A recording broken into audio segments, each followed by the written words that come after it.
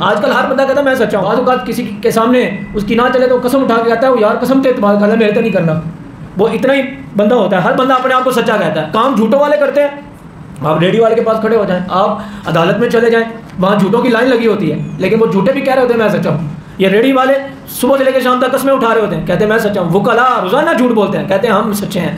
یہ سارے طبقات کی بات کر رہا ہوں, یہ ویسے میں اوورال بات کر دی. یہ آپ دفتروں میں چلے جائیں, یہ ہماری حالت بھی ایسی ہے. ہم جتنے بیٹھے ہیں ہمارے اعمال کسی سے ڈھکے چھپے نہیں, ہم اپنے اعمال کو جانتے ہیں. ہم جھوٹ بولنے میں تو ایسے دیر نہیں کرتے, لیکن جب بات آئے نا کہتے ہیں یار میں جھوٹ بول کے بھی سچا ہوں.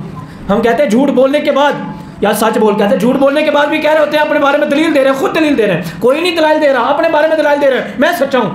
اور یہ کہنے سے پہلے کیا جھوٹ بولا تھا, یہ کہنے سے پہلے کیا دھوکہ کیا تھا, یہ کہنے سے پہلے کیا دھوکہ دیا تھا, یہ کہنے سے پہلے کیا لوٹ مارنے کرنے کی کوشش کی تھی. لیکن اللہ فرماتا ہے یہ جو لوٹ مار کرنے والے, یہ جھوٹ بولنے والے, یہ نہیں سچے.